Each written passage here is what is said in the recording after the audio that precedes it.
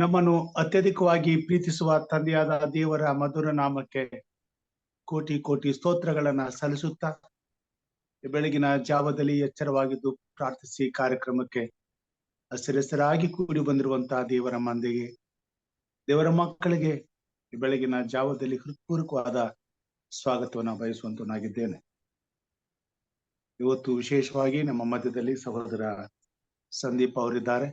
ಅವ್ರಿಗೂ ಕೂಡ ಧನ್ಯವಾದಗಳೊಂದಿಗೆ ಈ ಕಾರ್ಯಕ್ರಮಕ್ಕೆ ನಾನು ಸ್ವಾಗತಿಸ್ತೇನೆ. ದೇವರು ನಿಮ್ಮೆಲ್ಲರನ್ನ ಆಶೀರ್ವಾದ ಮಾಡಲಿ. ವೇದ ಪಾರಾಯಣಕ್ಕಾಗಿ ನಾನು ಆರಿಸಿಕೊಂಡಂತ ಭಾಗ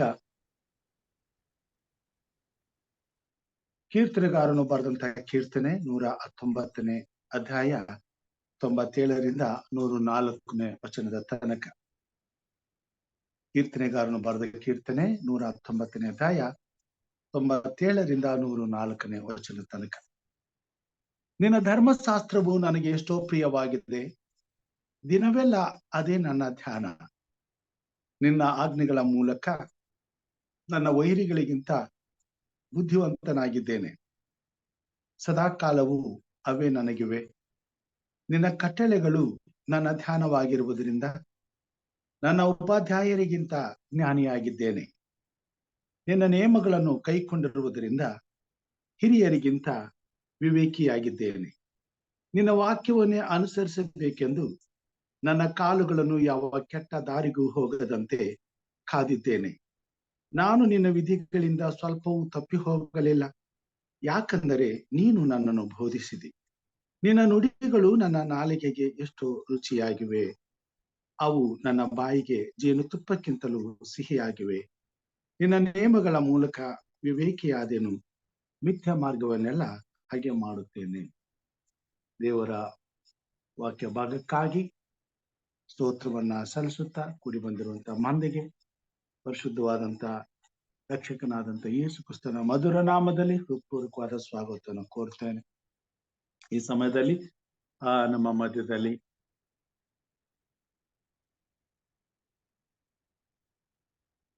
ಸಹೋದರಿ ಆನಿ ಅವರಿದ್ದಾರೆ. ಅವರು ಪ್ರಾರ್ಥನೆಯಲ್ಲಿ ನಮ್ಮನ್ನ ನಡೆಸ್ಕೊಡ್ಬೇಕೆಂಬುದಾಗಿ ಕೇಳ್ಕೊಳ್ತೇನೆ. ಎಲ್ರಿಗೂ ನಮಸ್ಕಾರ. ಈ ಒಂದು ಮುಂಜಾನೆಯಲ್ಲಿ ಎಲ್ಲರಿಗೂ ಸ್ವಾಗತ ಬಯಸ್ತೇನೆ. Let's pray. Our most gracious, loving Heavenly Father, I thank you, Lord, for this wonderful time and hour that you blessed us with, Father. Thank you, Lord, for waking us this beautiful morning to come before thy presence, to seek your blessings, your love, your Holy Spirit, the forgiveness of sin, Lord Jesus. Thank you, Father, for another grace that you showered upon us. You have engraved us in your palm so that we may keep ourselves, that we keep self safe, Lord Jesus. Thank you, Father, for all the love, your unconditional love, your mercy, your grace that you showered upon us, Father. Thank you, Jesus, for loving us so unconditionally, so that we may love others, we may love our neighbors, we may love our friends, our family, our relatives, Father. Thank you, Jesus, for showing us how to love one another. Help us to love one another, forgive one another, Lord. Help us not to have anything against anybody. As we're all gathered here this beautiful morning, Shower your blessings upon each and every soul that is bowed down this beautiful morning, Father. Thank you, Lord, for helping us to join this family. Bless each and every one of us. In Jesus' precious name I pray. Amen. Amen. ಉತ್ತಮವಾದ ಪ್ರಾರ್ಥನೆಗಾಗಿ ಸೋದರಿ ಆನೆ ಅವರಿಗೆ ವಂದನೆಗಳನ್ನ ಸಲ್ಲಿಸ್ತೇನೆ. ಒಂದು ವಿಶೇಷ ಗೀತೆಯೊಂದಿಗೆ ದೇವರ ಸಂದೇಶಕ್ಕೆ ನಾವು ಹೋಗೋಣ. ಮಾತಾಡೋ ನನ್ನ ಯೇಸುವೇ, ನನ್ನ ಜೊತೆ ಮಾತಾಡೋ ನನ್ನ ಪ್ರಭುವೇ, ಮಾತಾಡೋ ನನ್ನ ಯೇಸುವೇ, ನನ್ನ ಜೊತೆ ಮಾತಾಡೋ ನನ್ನ ಪ್ರಭುವೇ,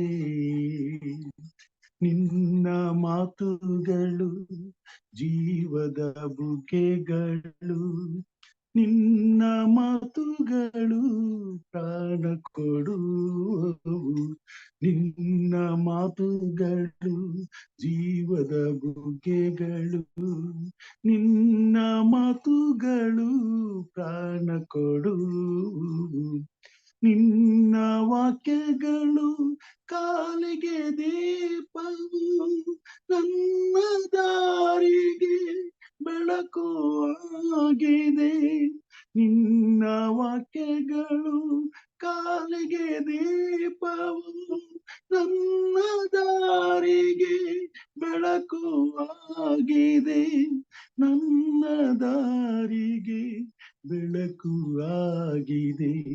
ಮಾತಾಡೋ ನನ್ನ ಯೇಸುವೇ, ನನ್ನ ಜೊತೆ ಮಾತಾಡೋ ನನ್ನ ಪ್ರಭುವೇ,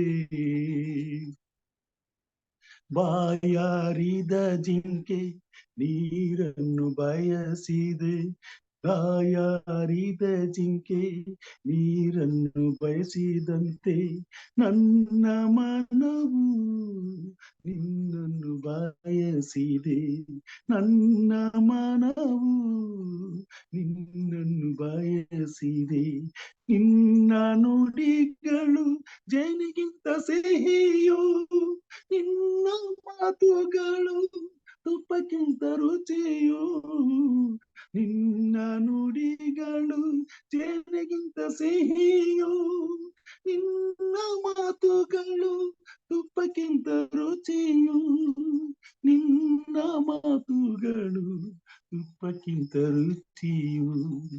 ಮಾತಾಡೋ ನನ್ನ ಯೇಸುವೇ, ನನ್ನ ಜೊತೆ ಮಾತಾಡೋ ನನ್ನ ಪ್ರಭುವೇ,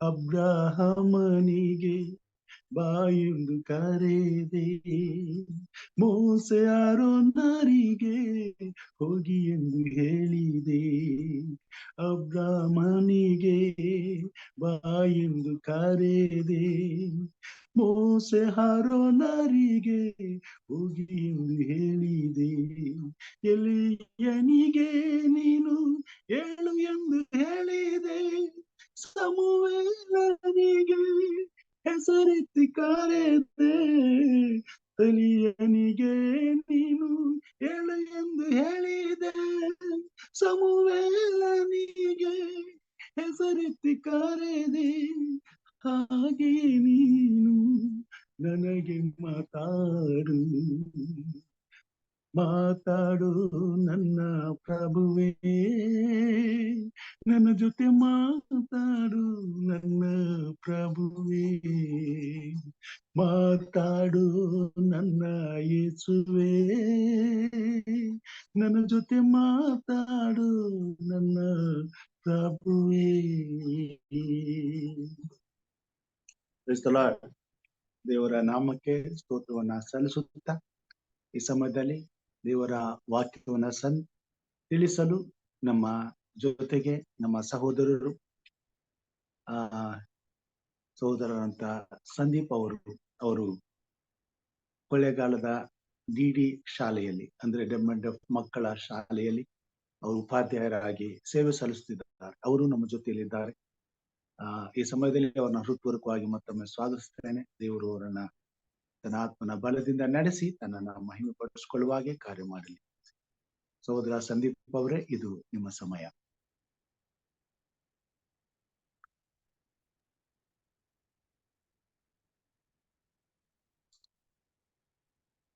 ದೇವರ ಪರಿಶುದ್ಧ ನಾಮಕ್ಕೆ ನಾನು ಸ್ತೋತ್ರವನ್ನು ಸಲ್ಲಿಸುವನಾಗಿದ್ದೇನೆ.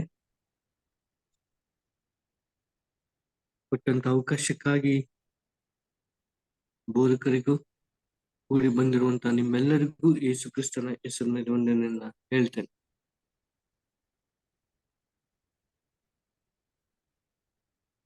ಜ್ಞಾನೋಕ್ತಿಗಳು 4ನೇ ಅಧ್ಯಾಯ 3ನೇ ವಚನ ಹೀಗೆ ಹೇಳುತ್ತೆ: ನಾನು ನನ್ನ ತಂದೆಗೆ ಅಧೀನನಾದ ಮಗನು, ತಾಯಿಯ ದೃಷ್ಟಿಗೆ ಕೋಮಲನಾದಂತ ಏಕಪುತ್ರನು ಆಗಿದ್ದೇನೆ. ತಂದೆಯು ನನಗೆ ಬೋಧಕನಾಗಿ ಹೀಗೆ ನಿನ್ನ ಮನಸ್ಸು ನನ್ನ ಮಾತುಗಳನ್ನು ಹಿಡಿದುಕೊಳ್ಳಲಿ, ನನ್ನ ಆಜ್ಞೆಗಳನ್ನ ಕೈಗೊಂಡು ಸುಖವಾಗಿ ಬಾಳು, ಜ್ಞಾನವನ್ನ ಪಡೆ, ವಿವೇಕವನ್ನ ಸಂಪಾದಿಸು, ಮರೆಯಬೇಡ, ನನ್ನ ಮಾತುಗಳಿಗೆ ಓರೆಯಾಗಬೇಡ. ಜ್ಞಾನವನ್ನು ಬಿಡದಿದ್ದರೆ ಅದು ನಿನ್ನನ್ನು ಕಾಪಾಡುವುದು, ಪ್ರೀತಿಸಿದರೆ ನಿನ್ನನ್ನು. ಕಳೆದ ದಿನದಲ್ಲಿ ತಂದೆ ತಾಯಿಗಳು ಯಾವ ರೀತಿ ಇರಬೇಕು ಎಂಬುದನ್ನ ನಾವು ಕಲ್ತೀವಿ. ಆದ್ರೆ ಇವತ್ತು ಕುಟುಂಬ ಅಂತ ಹೇಳುವಾಗ ತಂದೆ ತಾಯಿಗಳು ಮಾತ್ರ ಅಲ್ಲ, ಮಕ್ಕಳು ಕೂಡ ಇರ್ತಾರೆ. ಆ ತಂದೆ ತಾಯಿಗಳು ಮಕ್ಕಳನ್ನ ಯಾವ ರೀತಿ ನಡೆಸ್ಬೇಕೆಂಬುದನ್ನ ಈ ವಾರ ಈ ದಿನ ಕಲಿತೆ. ತಂದೆ ತಾಯಿಗಳು ಮಕ್ಕಳ ರಕ್ಷಣೆಗೆ ಇಬ್ರು ಕೂಡ ದುಡಿಬೇಕು. ಇಬ್ರು, ಒಬ್ಬರು.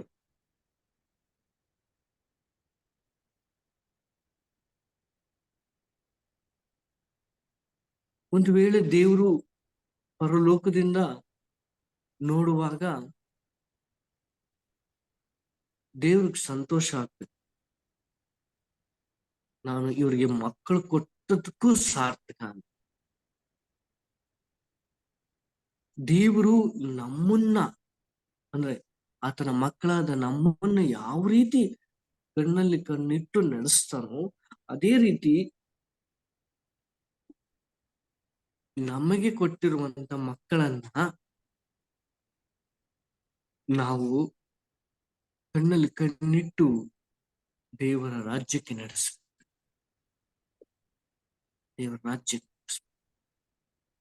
ಇದು ತಂದೆ ತಾಯಿಗಳ ಜವಾಬ್ದಾರಿ. ಪರಲೋಕದಿಂದ ಬಂದಂತ ಈ ಒಂದು ಪುತ್ರ ಸಂತಾನದ ವರ, ಅದು ಪರಲೋಕದ ಆಶೀರ್ವಾದ. ಆದುದರಿಂದ ದೇವರು ನಮಗೆ ಕೊಟ್ಟಿರುವಂತ ಮಕ್ಕಳನ್ನ ಆತನ ಸನ್ನಿಧಾನಕ್ಕೆ ನಡೆಸಬೇಕಾದದ್ದು ತಂದೆ ತಾಯಿಗಳ ಕರ್ತವ್ಯ.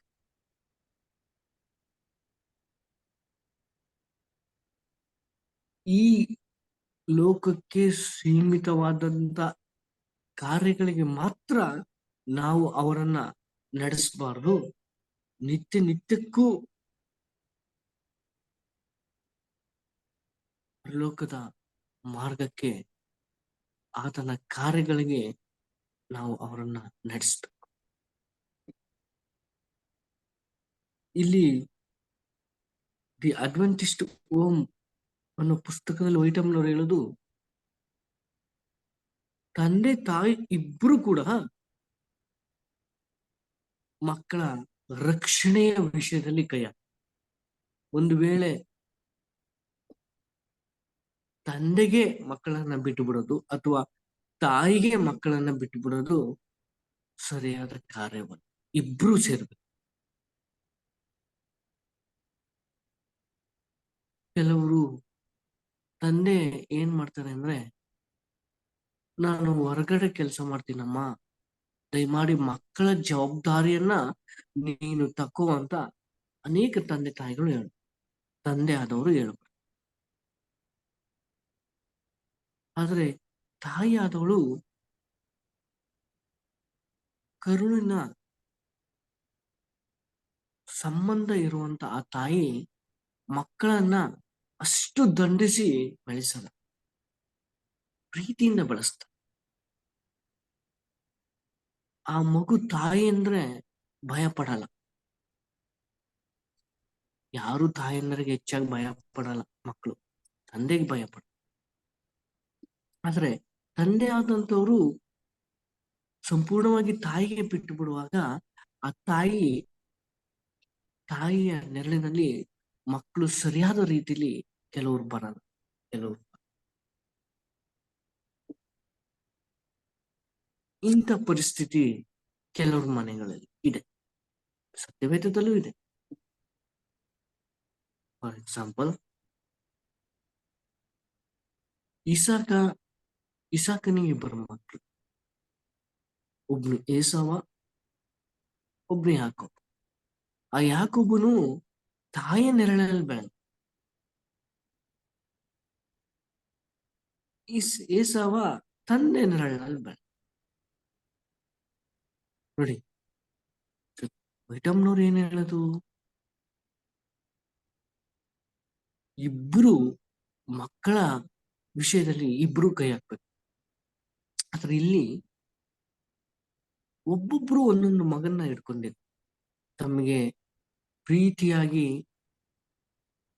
ನಡ್ಕೊಳ್ಳುವಂತ ಮಕ್ಕಳನ್ನು ಮಾತ್ರ ಇಟ್ಕೊಂಡು. ಇದ್ರ ಪರಿಣಾಮ ಕುಟುಂಬದಲ್ಲಿ ಬಹಳ ಅಪಾಯಕರವಾದಂತ ಒಡಕ್ ಬರುತ್ತೆ.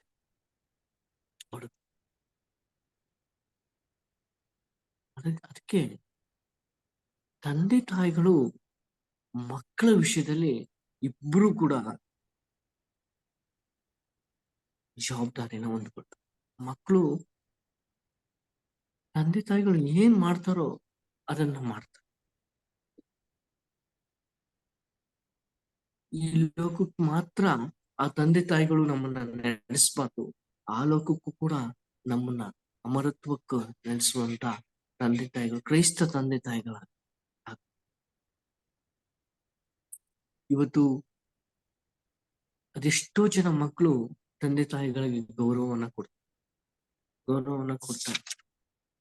ಆ ಮಕ್ಕಳಿಂದ ಪ್ರೀತಿ ಅನ್ನೋದು ತಂದೆ ತಾಯಿಗಳಿಗೆ ಸಿಗ್ತಿಲ್ಲ. ಕಾರಣ ಅವರೇ, ಬೇರೆ ಯಾರು ಅಲ್ಲ, ಬೇರೆ ಯಾರು. ಅದಕ್ಕೆ ಚಿಕ್ಕ ವಯಸ್ಸಿಂದಲೂ ತಂದೆಯ ಭಯ ಅನ್ನೋದು ಮಕ್ಕಳಿಗೆ ಬರ್ಬೇಕು, ತಾಯಿಯ ಪ್ರೀತಿ ಅನ್ನೋದು ಮಕ್ಕಳಿಗೆ ಸಿಗ. ಈ ಎರಡಲ್ಲೂ ಒಂದ್ ವೇಳೆ ಸ್ವಲ್ಪ ಏರುಪೇರಾಗಿ ಆ ಮಗನು ತಂದೆ ದಿಕ್ಕೋ ಅಥವಾ ತಾಯಿ ದಿಕ್ಕೋ ಹೋಲಿದ್ರೆ, ಇವ್ರಿಬ್ರಲ್ಲಿ ಒಬ್ಬರು ಮಾತ್ರ ಆ ಮಕ್ಕಳು ಕೇಳ್ಕೊಂಡು ಬೆಳೆದ್ರೆ ಮುಂದೆ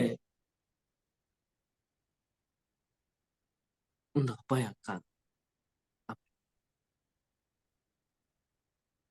ಅದಕ್ಕೋಸ್ಕರ ಇಬ್ರು ಕೂಡ, ಅದಕ್ಕೆ ವೈಟಮಿನ್ ಎಷ್ಟು ಚೆನ್ನಾಗಿ ಹೇಳ್ತಾರೆ ಅಂದ್ರೆ, ಪ್ರತಿ ಮನೆಯ ತಂದೆ, ಕ್ರೈಸ್ತ ಮನೆಯ ತಂದೆ ಯಾಜಕನಾಗಿರ್ಬೇಕಂತೆ, ತಾಯಿ ಆ ಮನೆಯ ರಾಣಿ ಆಗಿರ್ಬೇಕು. ಆ ಯಾಜಕ ದೇವರ ವಿಷಯದಲ್ಲಿ ದೇವರು ಕೊಟ್ಟಿರುವಂತ ಆ ವರಗಳನ್ನ, ಅಂದ್ರೆ ಮಕ್ಕಳನ್ನ ನಡೆಸ್ಬೇಕು ಅಂದ್ರೆ, ರಾಣಿ ಆ ತಾಯಿ ಮನೆಯ ರಾಣಿಯಾಗಿ ಇಟ್ಕೊಂಡು ಪ್ರತಿಯೊಂದನ್ನು ಜವಾಬ್ದಾರಿಯಾಗಿ ನೋಡ.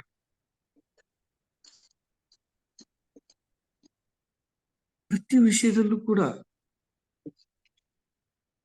ಮಿತಿ ಮೀರಿ ಮಕ್ಕಳ ವಿಷಯದಲ್ಲಿ ಕೆಲಸವನ್ನ ಮಾಡ್ಬೇಕು ಅಂತ ಈ ಅಡ್ವೆಂಟಿಸ್ಟ್ ಹೋಮ್ ಪುಸ್ತಕದಲ್ಲಿ ವೈಟಮ್ನವ್ರು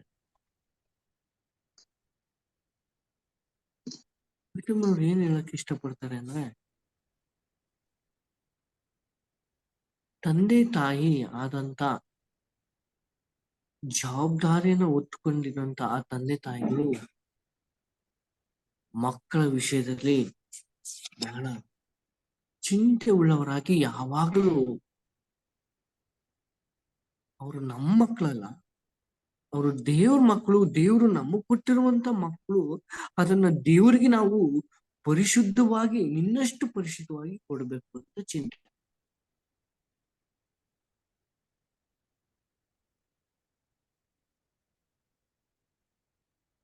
ಅಂದ್ರೆ ಈ ತಂದೆ ತಾಯಿಗಳಲ್ಲಿ ಹೆಚ್ಚಿನ ಪಾತ್ರ ತಂದೆಗೆ ನಾನು ಕೊಡ್ತೇನೆ ಇವತ್ತು. ಯಾಕೆಂದ್ರೆ ಮನೆಯಲ್ಲಿ ತಂದೆ ಆಗಿರುವಂತವರು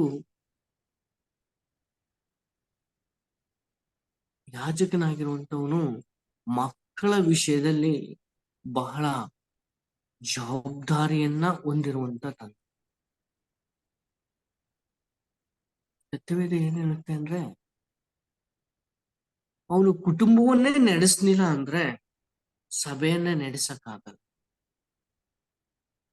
ಆತನು ಕುಟುಂಬವನ್ನ ಸರಿಯಾದ ರೀತಿಲಿ ತನ್ನ ಮಕ್ಕಳನ್ನ ಹತೋಟಿಗೆ ತರದೇ ಇರುವಂತ ತಂದೆ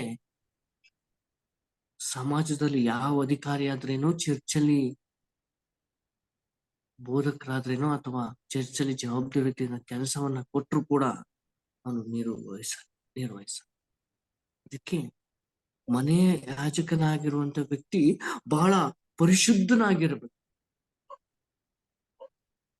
ಅಪ್ಪ ಏನ್ ಮಾಡ್ತಾರೋ ಅದನ್ನ ಮಕ್ಕಳು ಮಾಡ್ತಾರೆ. ಅದಕ್ಕೆ ವೈಟಮ್ನವ್ರು ಹೇಳೋದು, ತಂದೆ ಆದಂತನು ಆ ಮನೆಯ ಯಾಜಕನಾಗಿ ಪ್ರತಿದಿನ ನಡೆಸ್ಬೇಕು. ಇವತ್ತು ನಾನು ತಾಯಿ ಬಗ್ಗೆ ತಂದೆ ಬಗ್ಗೆ ಹೆಚ್ಚಾದಂತ ರೀತಿಲಿ, ಅಂದ್ರೆ ಮನೆಯ ಯಜಮಾನನಾಗಿರುವಂತ ಆ ಯಾಜಕನ ಬಗ್ಗೆ ನಾನು ಸತ್ಯವೇದದಲ್ಲಿ 1 ಸಮುವೇಲ 2ನೇ ಅಧ್ಯಾಯದಲ್ಲಿ ಒಂದು ಅದ್ಭುತವಾದಂತ ಕಥೆ ಇದೆ. ಆ ಕಥೆನ ವೈಟಮ್ನವರು ಯಾವ ರೀತಿ ಹೇಳ್ತಾರೆ ಅಂದ್ರೆ, ಈ ಲೋಕದಲ್ಲಿರುವಂತ ಪ್ರತಿಯೊಂದು ಕುಟುಂಬವೂ ಈ ಕಥೆಯನ್ನ ತಿಳ್ಕೊಳ್ಬೇಕು. ಇದು ಕ್ರೈಸ್ತ ತಂದೆ ತಾಯಿಗಳಿಗೆ ಒಂದು ಪಾಠ. ಅದ್ ಯಾವ ಕಥೆ ಅಂತ ಹೇಳುವಾಗ, ಏಲಿ ಮತ್ತು ಅವನ ಕುಟುಂಬದ ಕಥೆ. ಏಲಿ ಅನ್ನುವಂತ ಒಬ್ಬ ಮನುಷ್ಯ ದೇವರಲ್ಲಿ ಭಯಭಕ್ತಿ ಉಳ್ಳಂತ ಮನುಷ್ಯ. ದೇವರು ಇವನಿಗೆ ಎಂತ ಅಧಿಕಾರವನ್ನ ಕೊಟ್ಟಿದ್ದ ಅಂತ ಹೇಳುವಾಗ, ಆ ಏಲಿ ಇಸ್ರೇಲ್ ಜನರಲ್ಲಿ ಒಬ್ಬ ಅತ್ಯುನ್ನತವಾದಂತ ಯಾಜಕನಾಗಿ ದೇವರು ಅವನನ್ನ ಇಸ್ರೇಲ್ರ ಮಧ್ಯದಲ್ಲಿ ಇಟ್ಟಿರ್ತಾರೆ. ಬರೀ ಯಾಜಕನಾಗಿ ಮಾತ್ರ ಅಲ್ಲ, ಒಬ್ಬ ನ್ಯಾಯಾಧೀಶನಾಗಿ ದೇವರು ಎಲಿಯ ಅಲ್ಲ ಏಲಿ ಇಟ್ಟಿರ್ತಾರೆ. ಅತ್ಯಂತ ಜವಾಬ್ದಾರಿಯಾದಂತ ಸ್ಥಾನ ನೋಡಿ. ಒಂದು ಯಾಜಕುದ್ದಾಗ ಮತ್ತು ನ್ಯಾಯಾಧೀಶ